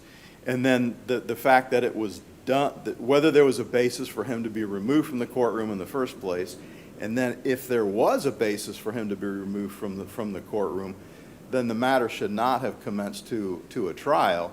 And that, I think, is made clear under the I think you rely on Meade for that. Meade case. Yeah. So as a judge, when you have somebody who's representing themselves and are not willing to conduct, I mean, I know you're arguing that the court shouldn't have excluded him, but like if we push past that and he's not willing to conduct himself accordingly, what is a judge to do? Just continue, like before the case starts, just keep continuing the case? I think that is the correct option, is that if they're not conducting themselves and it amounts He'll to. never get tried then. Well, if the person is sitting in jail on a contempt holding, then they're going to have to decide, do I stay in jail forever, or do I conduct myself accordingly? It's been the experience of many courts that some of them would like to avoid the trial altogether. That is true. But Like again, in that circumstance, when the person is simply, refusing, like as a sovereign citizen, when you see that pattern of, I am simply not going to engage, what is the solution for you? You would just be in this perpetual trial doom loop of Groundhog Day. well, I'm not sure that you cannot commence a trial because you have a sovereign citizen or a person who believes like a sovereign citizen that they have to make repeated objections to the jurisdiction of the court. I don't think that rises to the level of a threat of imminent danger to the jurisdiction of the court.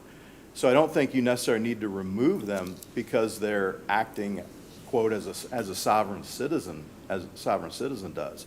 But again, even if you do remove them, I think Meade placed a restriction on it that, hey, if that person was acting up prior to the commencement of trial, you can't proceed with the trial in their absence. I understand the policy behind if the trial has already Well, started. initially, the trial proceeds with Mr. Thompson in the Justice Center using the video room. So the Correct. trial is commenced with him having the opportunity to participate, just not physically present in the courtroom. But he was removed from the courtroom, found in contempt and removed from the courtroom before the trial started. And that's where your issue is. That's where Meade says, you can do something else, but you cannot start that So if the that trial had started and then he was removed for not obeying the court's orders, then you wouldn't have an issue with that? Well, it would depend on, So you'd still be it would left depend on why he was unrepresented. removed. I still may have an argument as to whether he was legitimately removed, but it would have been a whole lot stronger case for the prosecutor if it had happened after the jury had already been Is your sworn big in. issue the fact that he was left without any representation inside the courtroom? Yeah, yes, I think that's a huge factor, is that there was nobody in that courtroom advocating on his behalf. So what does And- a judge do, though, when the person clearly wants to, I know you have a Ferretta argument that he wasn't properly advised, but if we get past that and the person wants to represent themselves and they won't conduct themselves accordingly, what should a judge do in that situation? Are you talking about before the trial started or after the trial started? Well, I know what your argument is before. You're saying never start the trial, right? But I Correct. guess here, if you know, he's banished and he has nobody in the courtroom to represent him. I mean, should the judge have appointed a lawyer to revoke his Ferretta status at that point, or? I'm not necessarily saying that, because I understand that he does have a right, but, you know, I don't know what other than not starting it, I don't know what to. Okay, to- so your to tell. issue just is that in this particular case, it shouldn't have been started. If it had already been underway and he was banished, that would be, That would be a different, Different that would be a situation. different Okay. argument. And again, under those circumstances, I would say it depends on why he was banished in the middle of the trial. But in this case, the record is clear that before that trial started, he was taken out of the courtroom, and there was nobody left in that courtroom to advocate for him. And I think well, that would be the same thing if the trial was underway and he was banished. He would have that same problem. You would, but if you look at the reasons why they drew that bright line in Meade, they're like, look, if the trial's already started, we've got the jury here, we've invested assets into proceeding still have the same with this trial problem. jeopardy. You have all the same issues that you're arguing here, that he didn't have representation in the courtroom. Right? Correct. Yeah. So I But- don't but understand why it's but I'm making okay that- if the trial had already been started. He still wouldn't have anybody in the courtroom. True. But I think that Meade drew that bright line, and I think that they crossed over the bright line in this case. And that, and if you want to look at, well, again, I've tried hundreds of cases. I can't imagine trying a case by Zoom. As Mr. Thompson put on the record, when he could put things on the record, I couldn't even see the jury on the Zoom. He's doing jury selection, and he can't see the jury? How in the heck is that due process? He would talk about how I'm being muted. I can't say what I want to say because the court is muted. How is that due process? I'm not saying that Mr. Thompson was blameless in this whole situation, but if you look at everything that happened, the rules of evidence weren't followed. I mean, an officer was permitted to testify about photographs that, oh, they just show a hand. Oh, I wasn't even there, but yeah, that's his hand. Why was That's a it- Bindle. Just going back, because this is the crux of the matter. Why wasn't he voluntarily absent? Why wasn't he voluntarily? He was I mean, you're arguing that he should never have been removed, right? From the. Correct. Yes. And this is the judge was telling him, follow the rules, you're not following the rules, you're not doing what I say, you're out of here. Yes. So why is that a wrong thing for her to do? To remove somebody who's not following her rules? Well, to find somebody into contempt and remove them from the courtroom, you have to find that they're acting in such a way that it constitutes an imminent threat to the administration of justice that may result in the demoralization of the court's authority unless the court imposes a summary contempt sanction. This whole thing started because he refused to sit down. The court indicated that was a safety concern. I don't see how that was necessarily a safety concern. That he wouldn't cooperate when the judge was going through a waiver of a plea form, that he was late for court. All those things I don't think is an imminent threat to the administration of justice. So I don't believe that it reached that level to where he should have been removed from the courtroom. Thank you. He didn't use obscenity. Thank you. You're 5 minutes Oh, past your I'm time. sorry. Thank you. Thank you.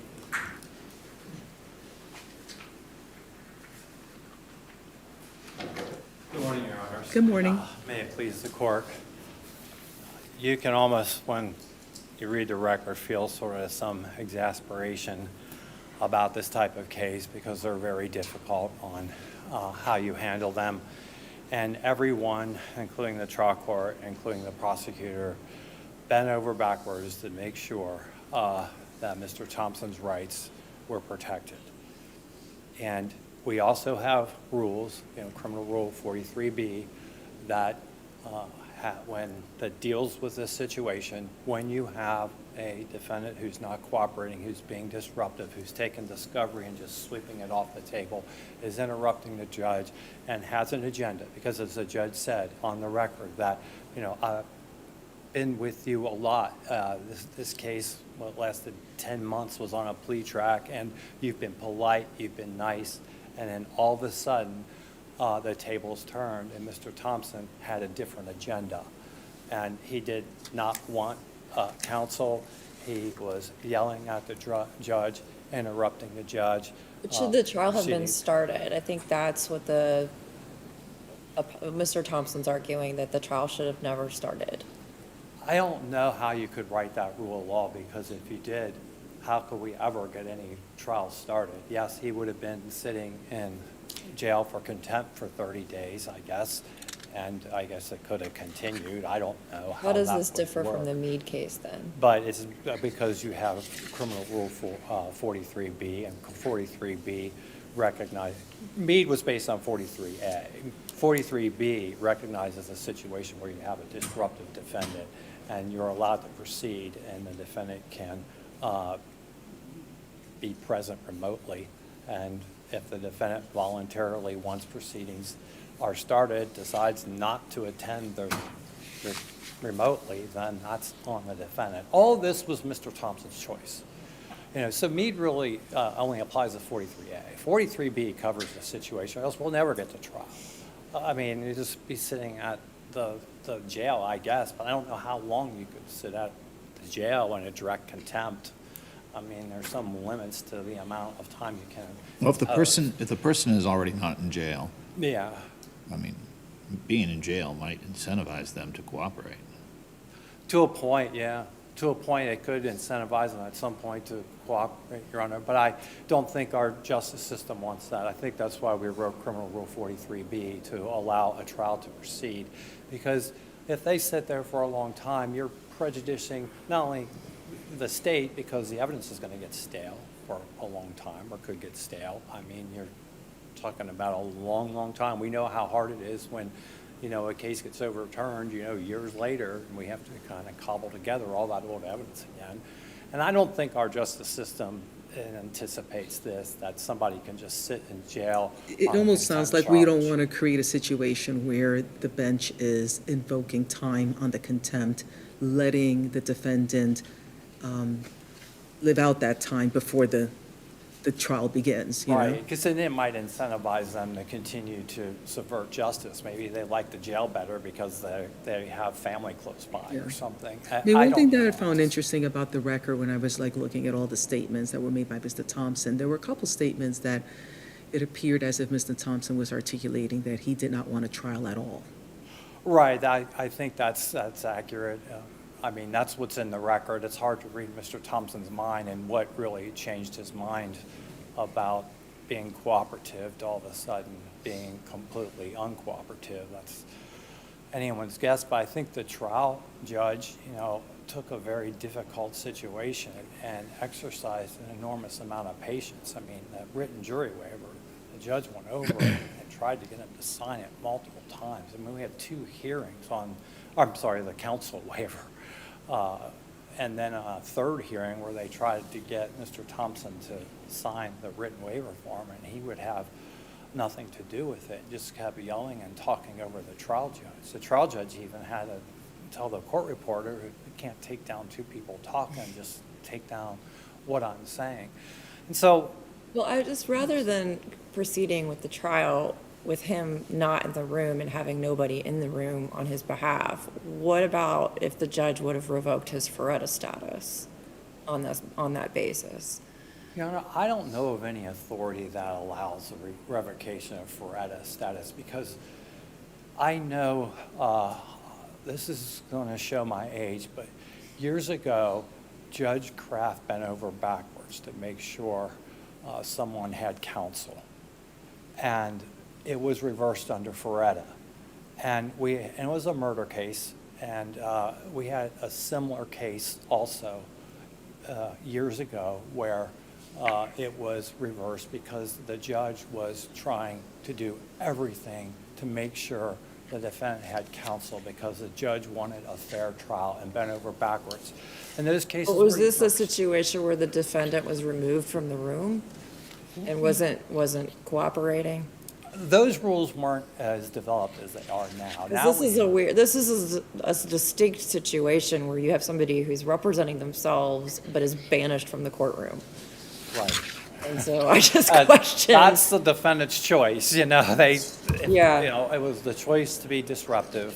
It was the defendant's choice when they set up remote technology that he could attend if he wanted to, he didn't have to attend.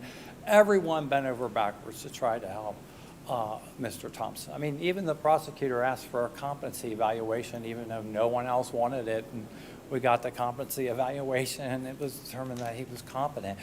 I mean, there's so many places in the record where you have the prosecutor and the judge and everyone trying to ensure Mr. Thompson's rights, but he wasn't going to have it. And so that is sort of the bird's eye view of this case is, you know, if there was a clear violation of some constitutional right here, if people didn't, all the participants didn't bend over backwards, we could have a problem. But here, that's not the case, and it just would incentivize more of this type of behavior would be my concern. So the state would just ask the court to affirm. Are there any other assignments of errors that you want to address before you step down? Your Honor, I think all the, I try to cover everything in the Okay. brief as best I can. I know there was that one isolated comment by the detective about when it dealt with other acts of evidence. The prosecutor did not That he had elicit murdered, that he had was killing involved her. in. Yeah, the murder. prosecutor did immediately stopped everything and gave a curative instruction. Another curative instruction was given. And the final instructions to the jury.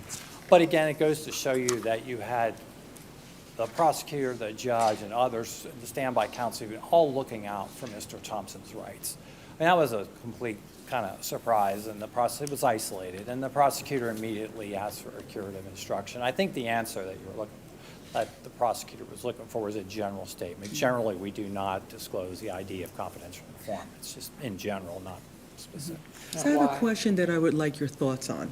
Yes. As you know, there are evidentiary errors that are asserted in some of the assignment of errors. Yes. And those evidentiary errors occurred such that there wasn't any objection during the time of trial. Yes. Okay. Which would subject it to plain error review in front of us. Yes. So my question is this. In the brief, there is no request for plain error review on those evidentiary matters. And, you know, courts have been sort of all over the place as, you know, because we don't have to address it, we can address it, we could not address it. What would be your position on that when in an evidentiary assignment of error where no plain error is requested, but it is subject to plain error review, whether you think that our court should be addressing it on plain error or that we should be saying, no, we're not going to address it on plain error because in doing so, we would have to fashion the prejudice ourselves. Right, I think I know that was a long thing, but I just Yeah. want to get your perspective on that.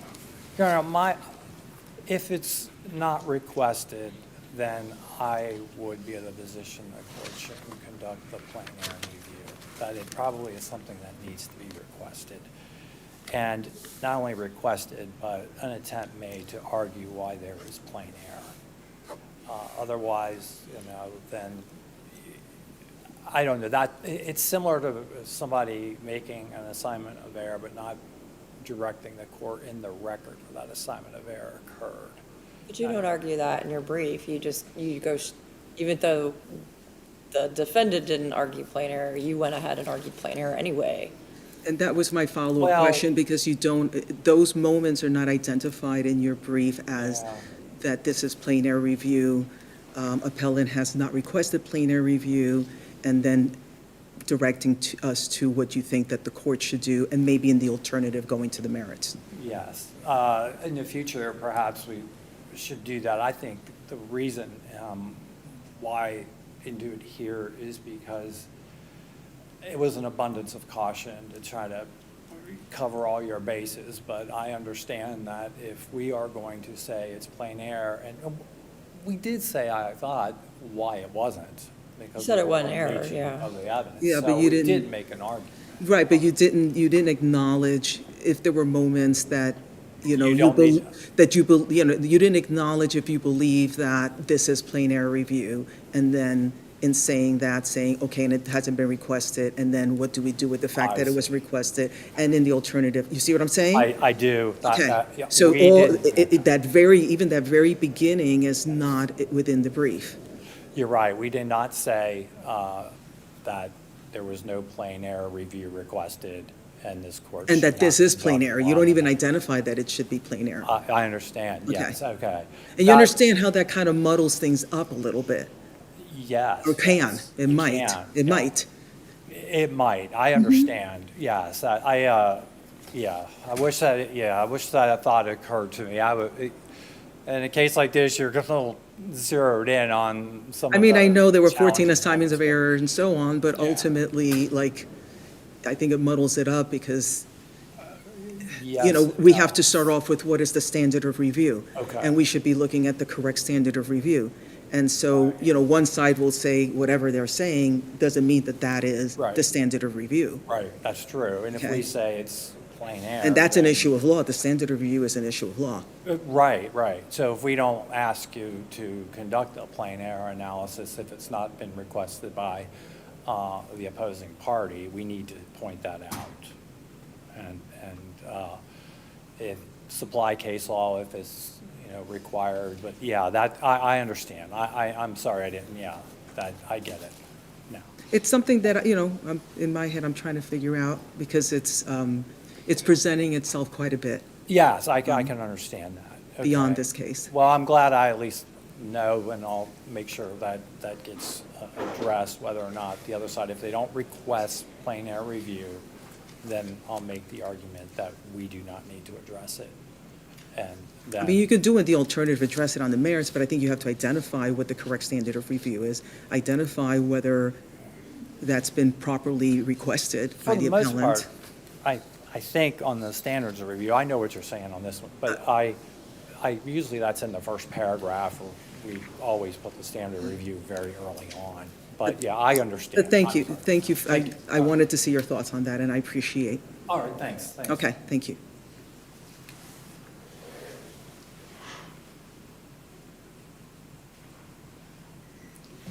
Just briefly, if I could answer your question regarding the revoking the Ferretta rights.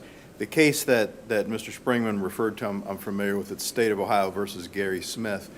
The reason why that got reversed was because the Judge Kraft indicated that because this is a death penalty case, you're not going to represent yourself. Other than that, Mr. Smith presented himself as a very competent individual, capable of representing himself, and I think most importantly, he was not banished from the courtroom. He was present during the courtroom. You know, so again, I think that's an important distinction. So possibly, I hadn't considered that, but possibly yes, with him being banished from the courtroom at that point in time, it may have been a prudent thing to do to appoint him counsel versus standby counsel, which could not be in the courtroom. And you do acknowledge that you don't raise that as error, and you don't Correct. argue that as error in yes. your briefs? Yes, I did not raise that as a potential issue, no. You just raise it as like like part of the prejudice piece, that your client was left You- alone without, or left without representation in the courtroom. Correct, correct. And then all this stuff happened that you Correct. point out. And a lot of the evidentiary issues, and if I didn't put in there, I'm requesting plain error review, I apologize for that. I will make sure to do that in Because future. the briefs. challenge is here is that especially when you're talking about evidentiary things, you have to develop a prejudice. And we're not advocates, so you're basically asking us to develop the prejudice if we're going to address it on plain error. Or potentially, because we can say, well, it's not error to begin with, there's no error, you know, of law, and so there's no error. Understood. But do you see what I'm saying? I So do. yeah, I do. so it kind of like, it puts you in I think in a weaker position by not like calling it as it is. Right, right. And the state not calling you out on it, you know, like, maybe it doesn't put you in a weaker position, but if they start calling you out on it, then, you know, Then you- Understood. And I think a unique Because, thing about. you know, the reply brief is not the moment to do it. Right, understood. But I think another thing is that most of those evidentiary issues that I raise, I think all relate back to this whole thing of not having an advocate into the courtroom. That things just kind of went off the track, so to speak. You know, what's interesting, there's a case from 2002, State v. McAlvin, that went to the Supreme Court. And there, the defendant was asking for a hard rule where if there was a capital case, that there should always be an attorney, you know, and this was one in which the person did proceed, with self-representation, and they wanted a hard and fast rule. And even though it was a capital case, the Supreme Court said no, that the right to autonomy, which they're reading out of the Constitution, that in essence, they're saying that that outweighs the prejudice that is created. So they acknowledge that there is prejudice in self-representation, but the right of autonomy outweighs that prejudice. Correct, right. So you know, I don't want to cut you off from your thoughts. I just think it's a very interesting area that has a lot of facets to it. And I agree, and I know when you look at this case as a whole, you just get a bad feeling about it. You just feel like this wasn't right. I know Mr. Thompson brought along these problems, a lot of them because of his own behavior. But I think he firmly and truly believed in what he was arguing.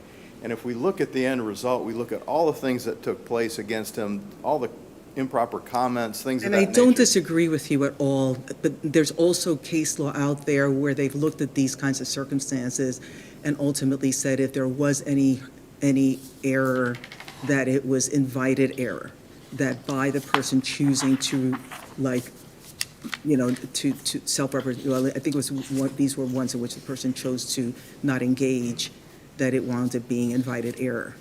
Correct. Because he And I did think choose, because here's the thing, he chose, it wasn't just the exclusion of him physically in the courtroom, is him choosing on that second day of trial, which had a lot of the, you know, of the state's testimony, the case in chief presented, he chose not to come back to the video room in the jail. Right. But I can also understand his frustration if on day one, he can't even see the jury. There's a jury selection going on. He can't even see the jury. He's being cut in and out. I could see the frustration with that whole situation, just to say, you know, to heck with it. I'm getting, you know, So that's why you're arguing the exclusion from the courtroom into the video room, that the error is there to begin with. Yes. Okay. Yes. I appreciate you closing that little loop for me. Thank you very much, Your Honors. All right, thank you both for your arguments this morning. We'll take the matter under submission and issue a timely decision. And Thank we you very wish you much. both a great afternoon. Thank you. You too, Your Honor. Just give me one little second to gather all my trees, all my mini trees. And that concludes the proceedings for today. Thank you so much.